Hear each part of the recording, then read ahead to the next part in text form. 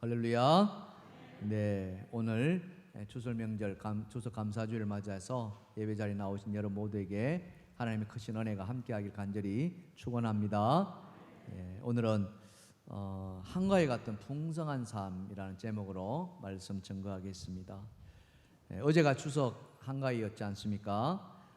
음력으로 8월 보름인 이 추석을 우리는 다른 말로 한가위다 이렇게 말합니다. 한가위가 무슨 말일까 이렇게 한번 찾아보니까 한은 크다는 뜻을 뜻하고요. 가위는 가운데다.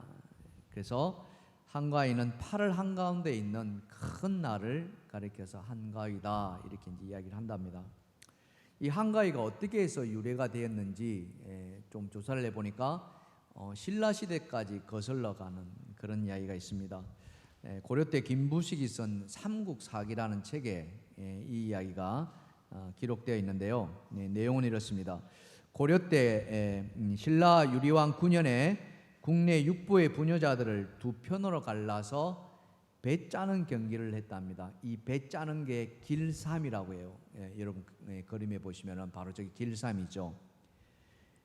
음력 7월 16일부터 시작해서 약 한 달 동안 길삼 즉 배짜기를 해서 8월 보름 그러니까 음력 8월 15일 이 추석에 배의 품질과 양을 가늠해서 성부를 결정짓는다고 합니다. 그리고는 강강술래를 부르며 춤을 추며 흥겹게 놀았다는 그런 기록이 이 김부식이 쓴 삼국사기에 있는데 여기에서 길삼하는 것을 가배라고 옛날에는 불렀대요. 그 가배라는 말이 가위로 이렇게 변천이 됐다라고 이야기합니다. 우리가 한가위를 이야기할 때 이런 말 하지 않습니까? 더도 말고 덜도 말고 뭐만 같아라? 한가위만 같아라 이런 말이 있잖아요. 이 말은 또 어떻게 유래가 됐느냐라고 살펴보니까 1819년 김매순이라는 사람이 한양의 세식 풍속과 관련된 책을 남겼는데 그게 열량세식이랍니다. 이 열량세식이라는 책에 이런 말이 있어요. 아무리 가난한 벽촌의 집안에서도 예의에 따라 모두 쌀로 술을 빚고 닭을 잡아 찬도 만들며 또 온갖 과일을 풍성하게 차려놓는다. 그래서 말하기를 더도 말고 덜도 말고 한가위만 같아라 라고 이렇게 이 책에 기록되어 있다는 거예요.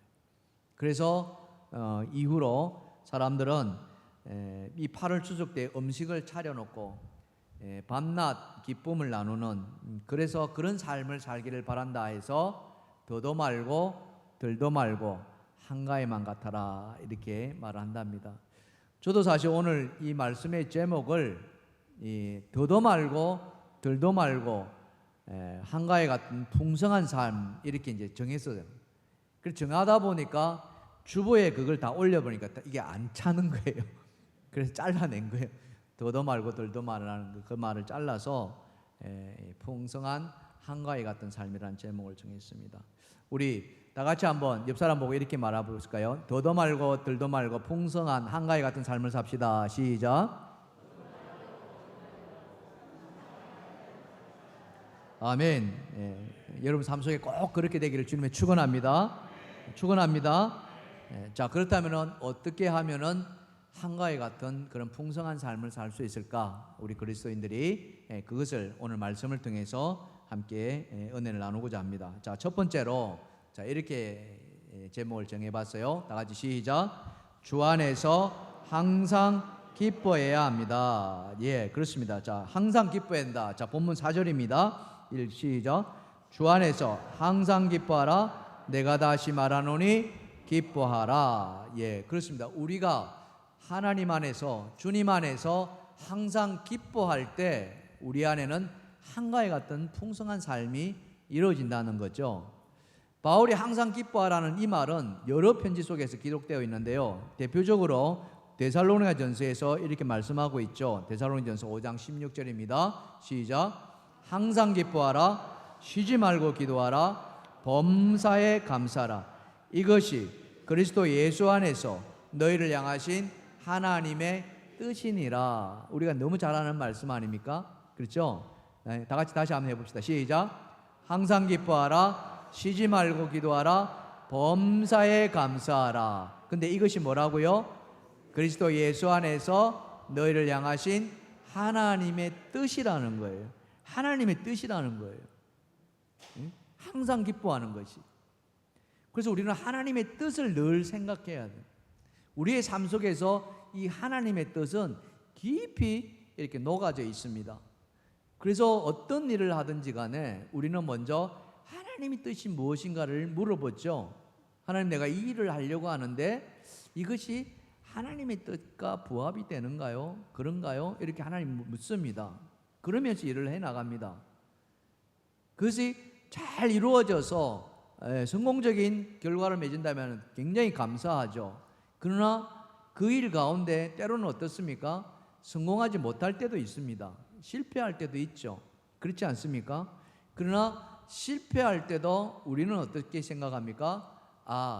이 실패 속에서 하나님의 뜻이 있다 없다? 있다라고 생각하는 거예요. 하나님의 특별한 뜻이 있기에 나로 하여금 이번에 실패하게 만드는, 그러면은 우리 안에 위로가 찾아온다는 거죠. 저도 그랬어요. 저도 어려서 정말 좀 열심히 공부한다고 이렇게 해서 잘 했는데 대학 들어갈 때 그냥 낙방했어요. 대학 시험에 떨어졌어요. 그래 얼마나 상심이 큰지 몰랐어요. 고3 졸업 정말 기쁜 일 아닙니까? 그런데 졸업장 가는데 그렇게 쓸쓸할 수가 없어요. 대학에 떨어지고 나니까. 그렇지만 또 하나님의 크신 은혜가 있을 것이다, 뜻이 있을 것이다 생각하고 다시 공부하는 그런 저의 아픈 기억이 있는데요. 실패 속에서도 하나님의 뜻이 있다, 이것을 붙든 사람이 여럿 있습니다. 그 중에 대표적인 사람이 발명가 에디슨도 그렇지 않습니까? 발명 에디슨도 무수히 많은 그 실패 속에서 새로운 것을 발견해내고 발명해냈습니다. 또 정치가로 둔다면은 미국의 그 많은 미국인들이 존경하는 링컨 대통령이 바로 그 실패의 장본인이었어요. 이 사람도 그 인생을 살펴보면은 성공적인 삶을 살지 못했어요. 계속되는 실패가 이어졌습니다. 그가 의회에 진출했을 때 처음 진출하자마자 그냥 낙방하는 그런 아픔을 겪었어요. 겨우 이렇게 신기일전해가지고 두 번째 도전해가지고 의회에 진출했는데 세 번째 가면 또 낙방하는 거예요. 이것이 계속 반복됐어요. 그러나 링컨은 포기하지 않았습니다. 실패하더라도 그 실패 속에서 하나님의 뜻을 찾았던 거예요. 그래서 그는 기도했습니다. 그리고는 급기야 마지막 미국의 대통령까지 자리에 오르는 그런 영광을 누렸다는 거죠. 우리 인생도 마찬가지 아닙니까? 그래서 사람들은 이야기합니다. 인생 만사가 뭐라고 그럽니까? 세옹지마라는 말을 하지 않습니까? 인생 만사가 인간의 모든 일 가운데 그 모든 일들이 마치 변방의 늙은이의 말과 같다, 이런 말, 세옹지마란 말. 이 말이 어떻게 유래되었습니까? 중국 변방에 한 늙은이가 있었는데요. 이 늙은이에게 말이 한 마리 있었습니다. 순말이었어요. 아주 좋은 말이었습니다. 그래서 사람들 다 부러워했죠. 그런데 어느 날 이 말이 그만 집을 나가버립니다. 도망가 버려요. 이 늙은이가 이 말을 잃었으니 동네 사람들이 더 큰 걱정을 하는 거. 아이고, 이를 어떡하나, 말을 잃어버렸으니 어쩝니까? 그럴 때 이 늙은이가 뭐라고 이야기합니까? 혹시 압니까? 이 화가 복이 될 줄을. 아니나 다를까 그 다음에 이 순말이 돌아옵니다. 집으로 찾아서 돌아와요. 그런데 돌아오는데 암말을 데리고 오는 거예요. 암말만 데려오는 것이 아니라 새끼까지 낳아서 데려오는 거예요. 그러니까 동네 사람들이 아이고, 정말 말 그대로 됐네요. 화가 복이 되었네요. 이렇게 말하자 이 어르신, 나이 드신 분이 또 이야기를 합니다. 그게 복이 아니죠. 이 복이 또 화가 될 줄 누가 알겠습니까? 그 일이 있자 바로 얼마 안 있어가지고 자기 아들이 하나 있었는데 이 아들이 말을 타다가 이 암말을 타다가 그만 말에서 떨어지고 맙니다. 다리가 부러졌어요. 목발을 짚고 쩔뚝거리며 다닙니다. 어쩌면은 영원한 불고해 속에 살아갈지도 몰라요. 그 모습을 보고 동네 사람이 또 안타까워서 또 이 늙은이에게 이야기합니다. 아이고, 이를 어쩝니까? 그만 말이 떨어져서 아들이 그렇게 다쳤으니 참 큰일이겠습니다. 이렇게 말했더니 이 늙은이가 또 이야기하죠. 뭐라고 이야기합니까? 어찌합니까? 화가 복이 될 줄. 근데 이게 또 화가 복이 됐다는 거예요. 왜 그러냐? 얼마 안 있어가지고 이 병방에 있는 오랑캐들이 침략해 들어옵니다. 전쟁이 일어났어요. 그 젊은이들이 다 전쟁터에 끌려나가 죽고 막 이랬던 거예요. 근데 이 아들은 어떻게 해요?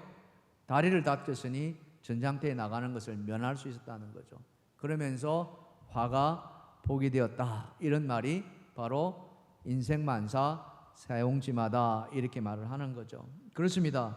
우리의 삶이 이처럼 복이 될 수도 있고 화가 될 수 있습니다.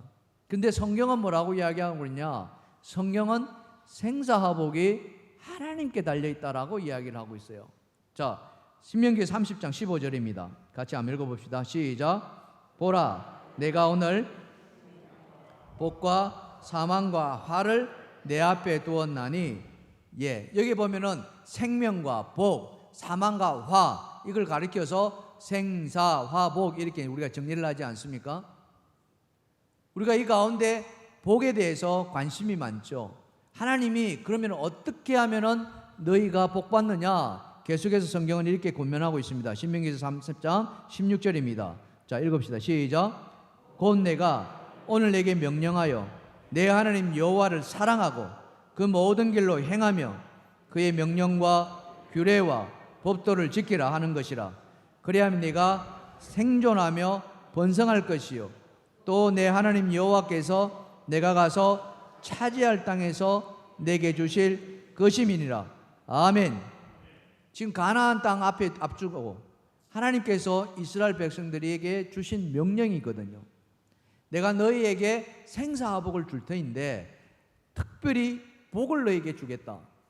그런데 그 복은 뭐냐? 한마디로 말해서 뭐 하라는 겁니까? 하나님 말씀 기억하라. 말씀 듣고 말씀 따라 상하라. 그리고 하나님 경외하라는 거예요. 그러면 내가 너희에게 복을 주겠다. 언제까지 주겠다고 그럽니까? 천대까지 주겠다는 거예요. 이게 놀라운 축복이죠. 출애굽기 20장 6절입니다. 자, 다 같이 시작. 나를 사랑하고 내 계명을 지키는 자에게 천대까지 은혜를 베푸니라. 아멘. 우리에게 이런 은혜가 임한다면 얼마나 좋겠습니까? 여러분 상상을 해보십시오. 나를 통해 가지고 천대까지 우리 집안에 복을 임한다.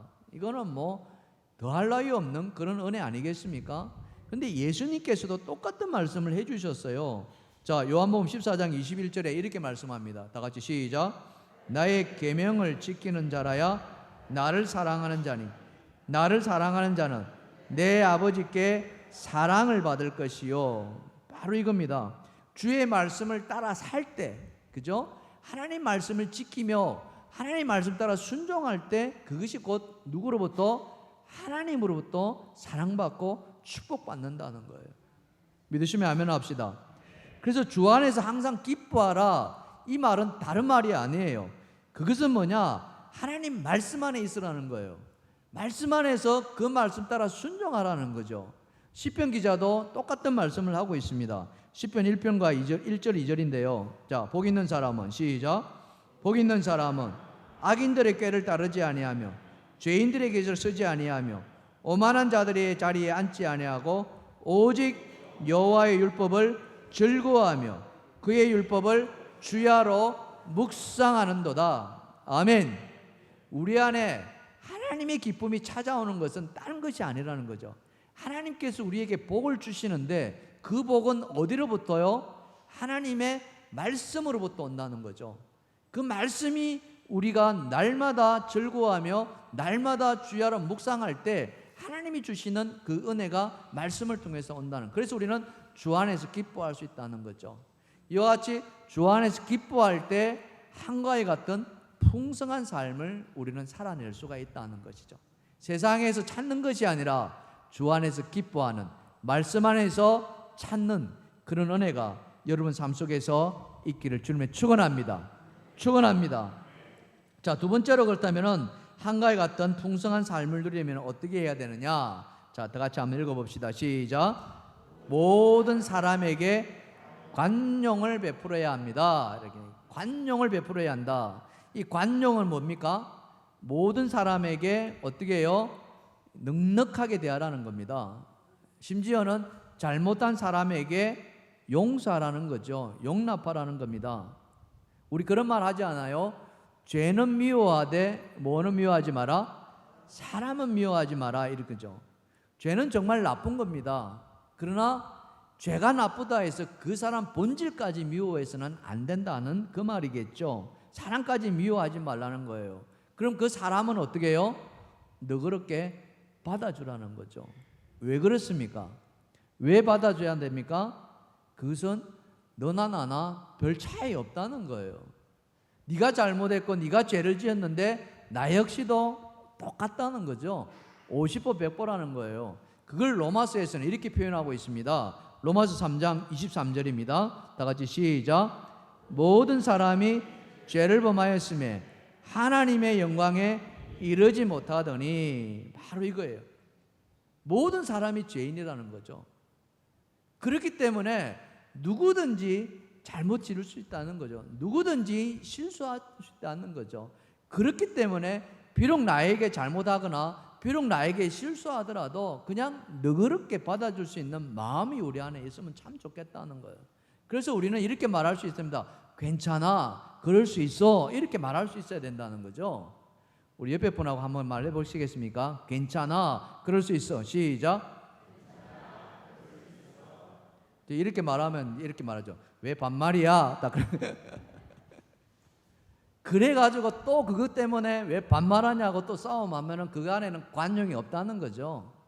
나이가 많고 적은 간에 괜찮아, 그럴 수 있어, 그러면은 그 말을 받아들일 수 있는 마음, 그게 바로 우리로 하여금 풍성한 삶을 살아내게 한다는 거예요.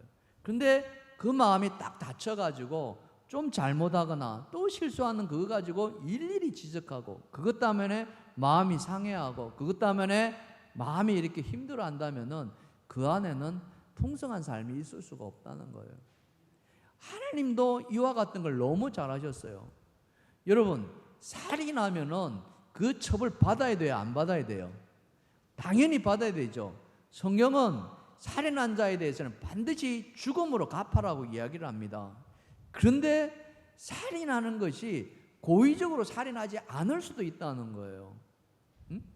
그래서 하나님은 그러한 자를 지켜내고 그러한 생명을 살려내기 위해서 무엇을 두셨느냐? 도피성이라는 것을 이렇게 두었다는 거예요. 자, 민수기서 35장입니다. 10절과 12절 말씀 한번 읽어봅시다. 시작.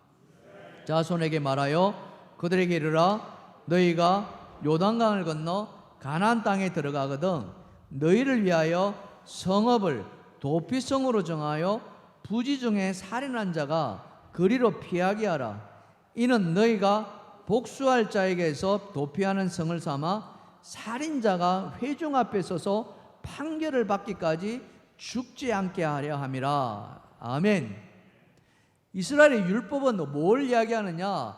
네가 받은 손해만큼 똑같이 갚아주라고 이야기를 합니다. 그걸 조금 어려운 말로 동해 보복급이다 이렇게 이야기합니다. 더 쉬운 말로는 눈에는 눈, 이에는 이 이렇게 이야기를 하죠. 그래서 받은 만큼 되돌려주라 이게예요. 그런데 지금 이 도피성이라는 제도를 두고서 그렇지 않을 수도 있다는 거죠. 그 예를 뭐라고 들었냐면은 나무꾼이 나무를 하다가 이렇게 나무를 팼다는 말이죠. 찍었다는 거죠. 나무를 찍는데 이렇게 찍다가 뺐는데 이 도끼날이 날아갔다는 거죠. 도끼날이 날아갔는데 하필이면은 그 날에 사람이 맞아 죽었다. 그럴 수 있다는 거예요. 그러면 이 도끼 나무하는 이 사람을 죽이려 했습니까? 그게 아니라는 거죠. 정말 우연하게 부지부식간에 이렇게 하다 보니까 이렇게 사람이 죽게 되었다. 그러면은 이 사람 죽게 한 이 사람을 살인해야 되느냐, 다시 죽게 해야 되느냐? 아니라는 거죠. 이런 경우에는 도피성에 가서 피하라 이야기입니다. 그래서 재판을 받아서 이 사람이 고의가 없다는 것이 입증이 되면은 살려주게 되는 그 은혜죠. 이것을 뭐라고 이야기합니까? 바로 관용이다라고 이야기합니다. 자, 히트라는 미국의 한 시인은 이렇게 이야기를 해요. 뭐라고 이야기하느냐? 하나님은 너그러운 생각을 가진 사람을 축복한다는 거예요. 또 하나님은 너그러운 말을 하는 사람을 기뻐한다는 거예요. 뿐만 아니라 하나님은 너그럽게 행동하는 사람과 함께 하신다, 동행하신다라고 이야기를 해요. 저는 이 말이 하나님을 나타내는 정확한 표현이라고 하는데 출애굽기 34장 6절과 7절입니다. 같이 한번 읽어봅시다. 시작. 여호와께서 그의 앞으로 지나시며 선포하시되 여호와라 여호와라 자비롭고 은혜롭고 노하기를 더디하고 인자와 진실이 많은 하나님이라. 인자를 천대까지 베풀며 악과 과실과 죄를 용서하리라. 아멘. 잠언은 또 뭐라고 이야기하느냐? 잠언 16장 32절입니다. 다 같이 시작. 노하기를 더디하는 자는 용사보다 낫고 자기의 마음을 다스리는 자는 자기 성을 빼앗는 자보다 나으니라. 아멘. 하나님은 말씀 그대로 자비롭고 인자롭고 노하기를 더디하시고 오래 참으신다는 하나님이십니다. 그래서 그 마음을 우리가 갖기를 바라신다는 거예요. 이렇게 관용을 베푸면 우리가 풍성한 삶을 살 수 있다는 거예요. 그렇다면 어떻게 하면 이와 같은 하나님의 마음을 가질 수 있느냐? 이게 이제 관건 아니겠습니까? 우리는 그거 몰라서 안 갖는 건 아니잖아요. 우리 믿는 자들이 어떻게 하면 상대방을 이렇게 품어주고 용서하고 너그럽게 대할 수 있느냐? 성경은 우리에게 뭐라고 이야기하느냐? 그것은 너희가 구원받은 것을 기억하라는 거예요. 구원받은 것을. 구원에 대한 철저한 깨달음이 있을 때 비로소 관용할 수 있다는 것이고, 뿐만 아니라 한 영혼에 대한 깊은 사랑이 있을 때 가능하다고 이야기를 합니다. 여러분 생각해 보세요. 우리가 구원받은 것이 우리가 잘해서 구원받으셨습니까? 여러분 하나님 앞에 어떤 공로를 나타내서 구원받으셨습니까? 그렇지 않습니다. 아까도 우리가 로마서에 살펴보았듯이 우리 모든 사람은 다 죄인입니다. 그래서 하나님이 영광에 이르지 못하는 거예요. 영광에 이르지 못한다는 말은 다른 말이 아니라 영생을 얻지 못한다는 겁니다. 그 영생 얻지 못하니까 어떻게 해요? 지옥 형벌에 들어갈 수밖에 없다는 거죠. 그런 우리를 하나님께서 사랑해 주셨어요. 그래서 예수 그리스도를 보내셔서 우리를 구원해 주셨다니까요. 우리가 잘 아는 요한복음 3장 16절 말씀 있지 않습니까? 우리 같이 한번 암송해 볼까요? 하나님이 세상을 시작. 하나님이 세상을 이처럼 사랑하사 독생자를 주셨으니 이는 그를 믿는 자마다 멸망하지 않고 영생을 얻게 하려 하심이라. 아멘. 믿으십니까? 하나님이 이 세상을 사랑하시는 그 사랑 안에는 우리 모두가 다 포함되어 있다는 거예요. 우리가 잘하든 잘하지 못하든 잘났든 못났든 가진 것이 많든 적든 하나님 따지지 않으신대. 묻지도 않으시고 따지지 않으시고 모든 사람을 다 사랑하시는, 그래서 우리를 구원해 주셨다. 아, 그래서 내가 구원받았구나. 이 은혜를 우리가 기억하고 있어야 되고 깨달아야 한다는 거죠. 예수님이 뭐라고 사도 바울은 이렇게 말씀하고 있어요. 로마서 3장 24절에 이렇게 이야기하고 있습니다. 시작. 그리스도 예수 안에 있는 속량으로 말미암아 하나님의 은혜로 값없이 의롭다 하심을 얻은 자니라. 바로 이거예요. 하나님의 그 속량, 예수 그리스도의 그 대속의 죽음, 그러면서 그 죽음은 값없이 이루어졌고 우리로 하여금 죄의 길에서 의의 길로 이끌어 가셨다는 거예요. 아, 이래서 내가 은혜 구원받았구나. 이것을 안다면 우리는 상대방을 품을 수 있다는 거예요. 용서할 수 있다는 거죠. 그러면서 한 사람에 대한 영혼, 그 영혼은 하나님의 형상이라는 거예요. 정말 그 영혼에 대한 깊은 사랑. 설령 그가 죄를 지었다 할지라도, 그것도 씻을 수 없는 죄인, 율법에서 용서하지 못하는 죄인, 그 예를 뭐라고 들었습니까? 요한복음 8장에 보면은 가늠하다가 붙잡힌 여인의 예를 예수님은 보여주셨어요. 가늠하다가 현장에서 붙잡혔기 때문에 이거는 뭐예요? 빼도 박도 못하는 거예요. 점상 참작의 여지가 없습니다. 그냥 그 적치로 그녀는 죽음을 맞이해야 돼요. 돌로 맞아 죽어야 돼요. 서기관과 바리새인들이 그 여인을 붙잡아서 예수님한테 데려오지 않습니까? 그리고는 뭐라고 이야기합니까? 모세의 율법을 가지고 이야기를 합니다. 모세의 율법에는 돌로 쳐 죽으라는데 당신은 어떻게 하겠습니까? 그때 예수님이 뭐라고 이야기합니까? 뭐라고 이야기해요? 너희 중에 죄 없는 자가 돌로 쳐라 이런 거예요.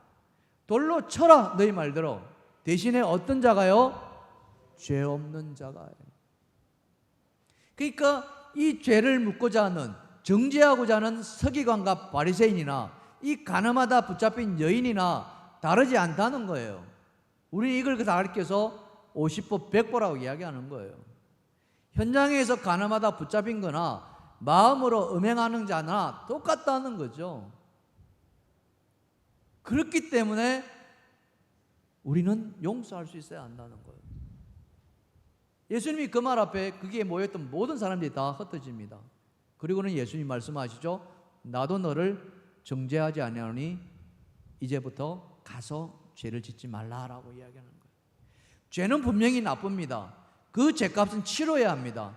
그러나 죄값을 치르는 것보다 더 중요한 것은 그 영혼이 구원받는 것이 더 중요하다는 것을 예수님이 아셨다는 거죠. 그 구원을 위해서 용서라는 게 필요하다는 거예요. 오늘 우리에도 마찬가지입니다. 오늘 우리 안에도 그와 같은 은혜가 임해야 한다는 거예요. 우리가 먼저 관용을 베풀 수 있을 때 우리 안에는 하나님의 은혜가 임하고, 하나님의 은혜가 임할 때 우리는 풍성한 삶을 살 수 있다는 거예요. 여러분, 한가위를 맞이하면, 이 추석 명절을 맞이하면은 우리 가운데는 누군가는 가족 때문에 아파하고 슬퍼하는 사람들이 있습니다. 형제 간에 의가 나가지고 서로 만나지도 않고 대화도 하지 않고 서로 연락도 하지 않고 이 명절이 되는데 다른 모든 사람들은 다 찾아뵙고 서로 연락하는데 그렇지 못한 사람들이 있습니다. 왜 그렇습니까? 내가 마음을 문에 열지 않기 때문에. 내가 빗장을 딱 걸어놓고 내가 언제 너한테 먼저 내가 손을 내밀랴 이런 마음을 갖고 있어서 그렇지 않을까요? 우리가 그리스도인이라면 하나님이 우리의 죄를 상관없이 우리를 구속해 주셨듯이, 그렇다면 우리가 그 은혜에 힘입어서 우리가 먼저 손을 내밀 수 있으면 좋지 않겠습니까? 누구든지 간에요. 그랬을 때 우리는 어떻습니까? 이 한가위 명절 같은 날 우리는 그냥 모른 체하고 그냥 받아주면 되는 거예요. 그러면은 화해가 되는 거예요. 가족 간에는 더 쉽겠죠. 왜요? 혈연이지 않습니까? 피는 뭐보다 진하다 그럽니까? 물보다 진하다. 그러면은 그냥 눈 녹듯이 사라질 수 있다는 거죠. 그게 바로 관용이라는 겁니다. 사랑하는 성도 여러분, 우리가 이런 찬양 부르지 않습니까? 내가 먼저 손 내밀지 못하고 내가 먼저 용서하지 못하고 그런 내가 어떻게 그리스도인이라고 말할 수 있느냐, 이 이야기, 그죠? 오늘 날이라는 찬양 우리가 함께 불러보십시다.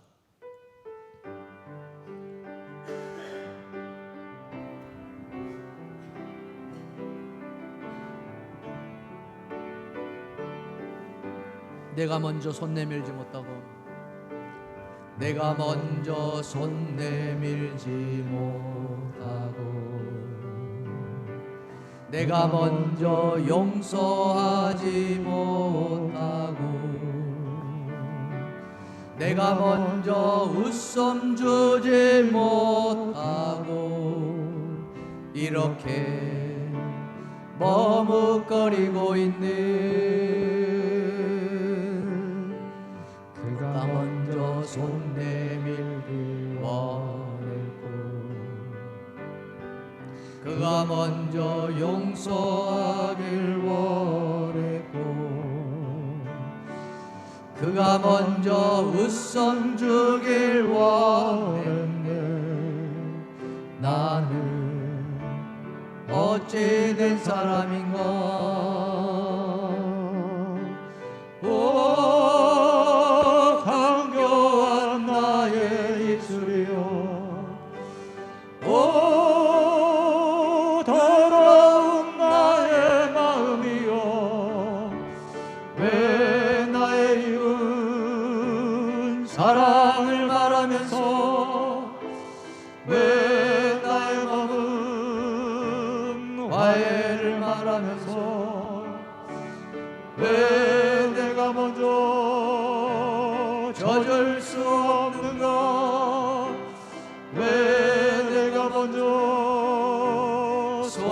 수 없는가.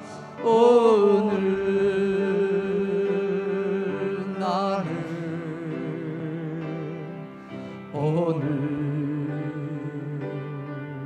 나는 주님 앞에서 몸둘 바라보고 이렇게 느끼며 서 있네.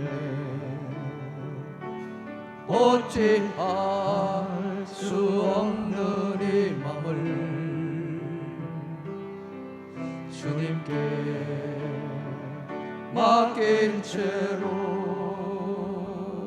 사랑하는 성도 여러분, 그렇습니다. 참 우리는 힘듭니다.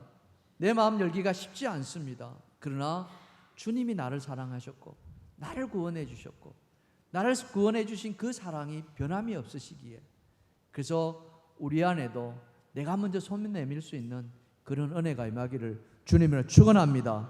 이 추석 명절에 그런 은혜가 임하기를 주님으로 축원합니다. 그래야 할 때 우리는 이 8월 한가위 같은 풍성한 그런 삶을 살게 될 수 있으리라 믿습니다. 자, 마지막 세 번째로 한가위 같은 풍성한 삶을 살기 위해서는 어떻게 해야 되느냐. 자, 다 같이 읽어봅시다. 시작.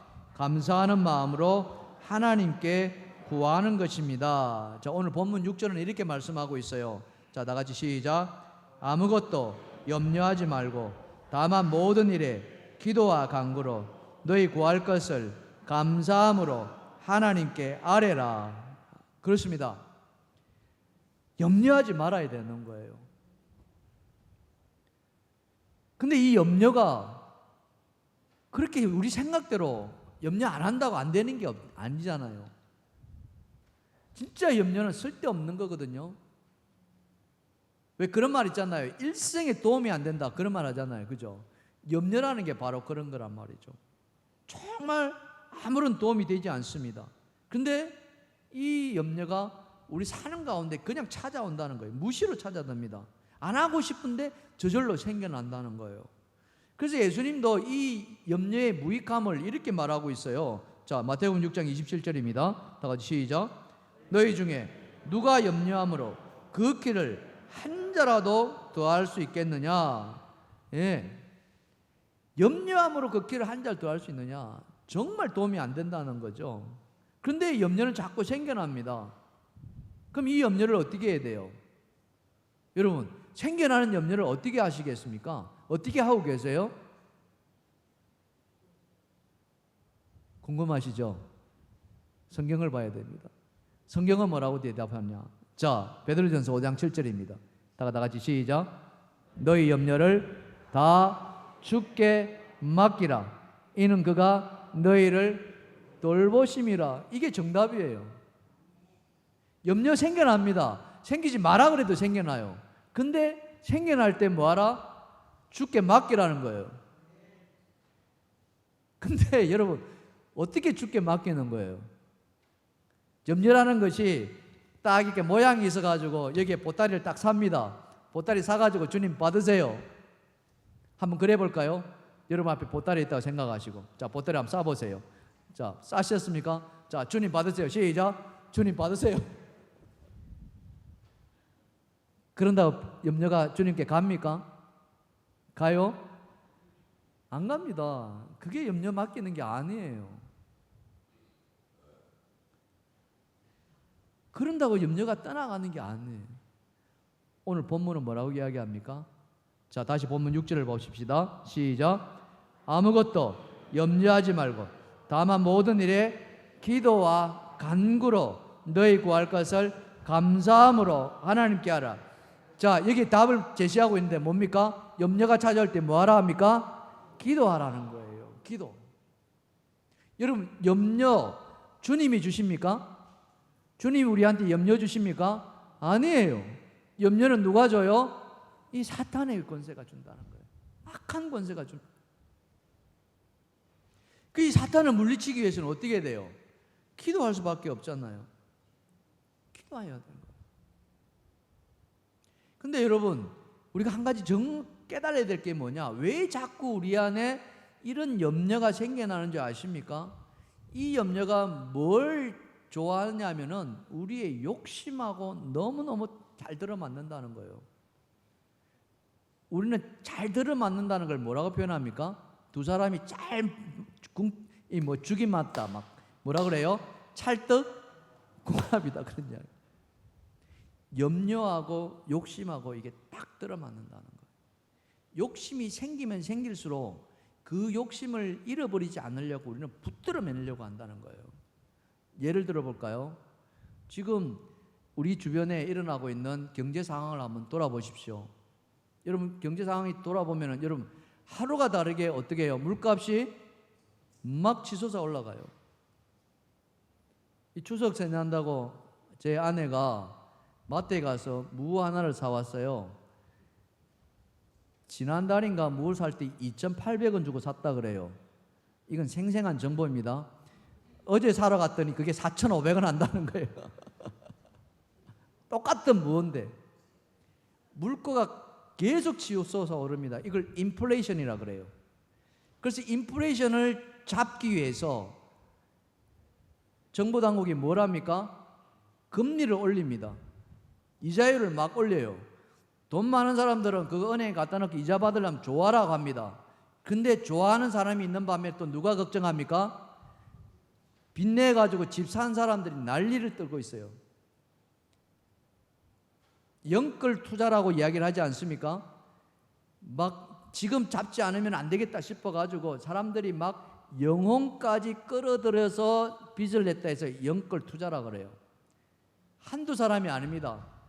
그래서 막 10억, 뭐 20억 이렇게 막 빚내 가지고 어마어마한 집들을 샀습니다. 우리는 그런 집들 구경도 못 하겠어요. 예? 저는 그런 아파트 한 채 있으면 좋겠어요. 막 10억, 20억짜리. 근데 지금 어떤 일이 벌어지고 있습니까? 이 막 금리가 올라가니까 대출 이자가 막 눈덩이처럼 불어나는 거예요. 한 달에 50만 원 내는 이자가 막 80만 원, 100만 원 됩니다. 거기다가 지금 아파트 값이 막 하염없이 추락하고 있죠. 금리는 올라가죠. 산 집은 떨어지죠. 투자한 사람들이 지금 난리 아우성을 칩니다. 근데 여러분 잘 생각해 보세요. 그건 누가 집 사라고 해서 샀습니까? 아무도 그런 이야기 하지 않았습니다. 뭐 때문에 샀습니까?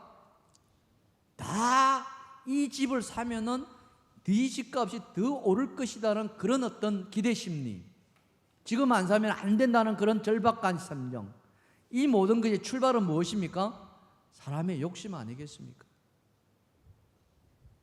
근데 성경은 우리에게 뭐라고 이야기했어요? 갈라디아서에 보시면 갈라디아서 5장 24절 이렇게 이야기합니다. 그리스도 예수의 사람들은 육체와 함께 그 정욕과 탐심을 어디에 못 박았다고요? 십자가에 못 박았느니라. 이게 그리스도인이라는 거예요. 우리 그리스도인들은 우리 안에 찾아오는 그 욕심을 뭐와 함께? 정욕과 탐심을 십자가에 못 박는 사람들이라는 거예요. 이것은 무엇을 의미합니까? 내 모든 염려를 기도와 간구로 누구에게? 예수 그리스도에게 맡기는 사람이라는 거예요. 할렐루야. 그리할 때 우리 안에 근심은 사라진다는 거예요. 염려는 사라진다는 거예요. 거기서 한 걸음 더 나아가서 뭐라고 이야기합니까? 감사하라는 거예요. 감사하라. 어떤 일을 당하더라도 좋은 일만 당했을 때 감사가 아니라 나에게 설령 좋지 않은 일이라 할지라도, 설령 나에게 내 욕심이 채워지지 않는다 할지라도, 내 바람이 이루어지지 않는다 할지라도 그냥 감사하라. 그게 범사의 감사 아닙니까?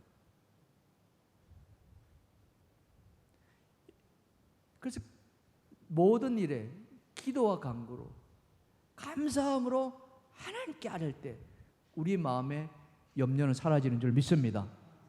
그 염려의 자리에 하나님이 주시는 은혜가 임한다는 거예요. 그 하나님이 주시는 은혜가 무엇입니까?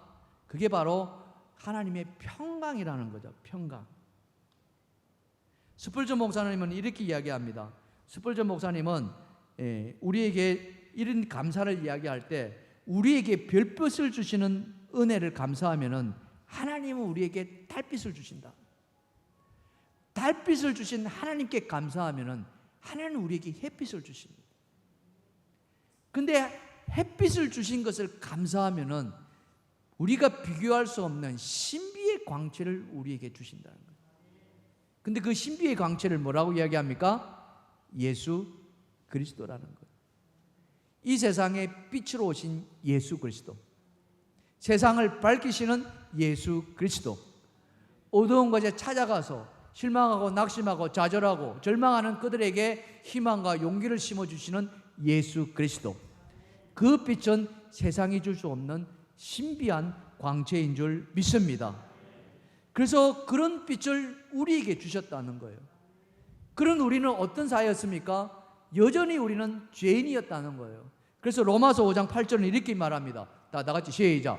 우리가 아직 죄인 되었을 때 그리스도께서 우리를 위하여 죽으심으로 하나님께서 우리에 대한 자기의 사랑을 확증하셨느니라. 우리가 아직 죄를 벗기도 전에, 여전히 우리는 아직도 죄악 가운데 있을 때 하나님은 예수 그리스도를 이 땅에 보내셔가지고 우리를 구원시켜 주셨다는 거예요. 그것이 하나님이 우리를 향하신 사랑이라는 거죠. 그 사랑을 받은 우리가 어떻게 살아가야 하는가? 그것은 다른 것이 아니라 아무 염려하지 말고 그냥 기도와 간구로 감사함으로 하나님께 맡기라는 거예요. 그러면 우리 안에 염려가 사라지는 줄 믿습니다. 그 사라지는 그 자리에 하나님의 평강이 찾아온다고 이야기하지 않습니까? 그래서 우리는 날마다 그 하나님의 평강을 누리며 살아가야 되는 거예요. 그럴 때 우리 안에 하박국과 같은 그런 감사가 차고 넘친다는 거죠. 하박국 선지자가 어떻게 감사했습니까? 우리가 잘 아는 말씀 아닙니까? 하박국 3장 17절과 18절입니다. 다 같이 시작. 비록 무화과 나무가 무성하지 못하며 포도나무에 열매가 없으며 감람나무에 소출이 없으며 밭에 먹을 것이 없으며 우리의 양이 없으며 외양간에 소가 없을지라도 나는 여호와로 말미암아 즐거워하며 나는 구원의 하나님으로 말미암아 기뻐하리라. 아멘. 바로 이겁니다. 농부가 농사를 지었는데, 감람나무와 포도나무를 지었는데, 무화과 나무를 지었는데 거기에 소출이 없으면 얼마나 실망하겠습니까? 얼마나 절망하겠습니까? 그렇지만은 그 실망 가운데도 그는 감사할 수 있는 것은 무엇 때문에요? 여호와 하나님 한 분이시다는 거예요. 여호와 하나님으로 말미암아 나는 기뻐하고 나는 즐거워할 수 있다는 거예요. 욥이 그랬지 않습니까? 당대의 의인이었던 그 욥, 무엇이 그 안에 찾아옵니까? 모든 가족들이 다 잃어버려지고 아들, 딸들이 다 죽임당하고 재산들이 다 없어지는 가운데서도 욥은 뭐라고 이야기합니까? 주시는 이도 여호와시요 거두시는 이도 여호와시라고 이야기합니다. 모든 생사복을 하나님께 맡기는. 그리할 때 그의 마음이 뭐가 찾아옵니까? 하나님의 마음, 하나님의 평강. 오늘 본문에 이렇게 결론을 맺고 있습니다. 자, 본문 7절 다 같이 시작. 그리하면은 모든 지각에 뛰어난 하나님의 평강이 그리스도 예수 안에서 너희 마음과 생각을 지키시리라. 아멘. 우리 안에 근심이 물러가고, 그렇죠? 여러분들 그런 말 하잖아요. 모든 병의 그 출발은 어디에서 생긴다고 합니까? 모든 병은 마음에서 생긴다는 것. 그 마음이 무엇입니까? 스트레스 받는 거예요. 근심하는 거예요. 염려하는 거예요. 화가 나고 짜증나고 이런 것이 막 복합적으로 작용해가지고 병이 생겨난다 하지 않습니까? 그런데 그 마음이 사라지는 것은 하나님의 평강이 찾아올 때 가능하리라 믿습니다. 하나님의 평강이 내 안에, 세상이 주지 못하는 평강, 세상이 어느 누구도 가져다 주지 못하는 그 평강, 그 평강이 그리스도 안에서 우리의 마음과 생각을 지키신다는 거예요. 이것이 바로 풍성한 삶을 살아가는 근본이 된다는 거예요. 우리가 더더 말고 덜덜 말고 8월 한가위 같은 그런 풍성한 삶을 살기 위해서는 바로 여기에 답에 있다. 사랑하는 성도 여러분, 항상 주 안에서 기뻐하시기를 주님의 축원합니다. 축원합니다. 뿐만 아니라 내 모든 염려, 내 모든 근심, 이 모든 것을 하나님 앞에 내려놓고 기도하십시오. 그러면서 남에게 관용을 베푸십시오. 용서하십시오. 내가 먼저 손을 내미십시오. 그러면은 하나님의 평강이 우리에게 찾아와서 비록 나에게 소유가 없다 할지라도 내가 비록 잃어버린 게 있다 할지라도 나는 여호와로 말미암아 기뻐하고 즐거워할 수 있다. 이런 삶이 오늘 여러분에게 임하시기를 주님의 축원합니다. 축원합니다. 자, 우리 무화과 나무 이 찬양을 부르면서 하나님 앞에 봉헌하겠습니다. 우리 박수 치며 찬양합시다.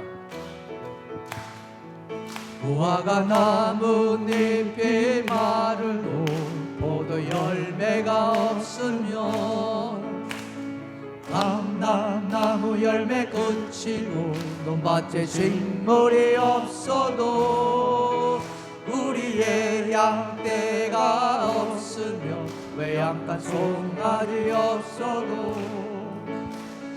나 여호와로 즐거워하리 나 여호와로 즐거워하리 나 구원의 하나님을 위해 기뻐하리라.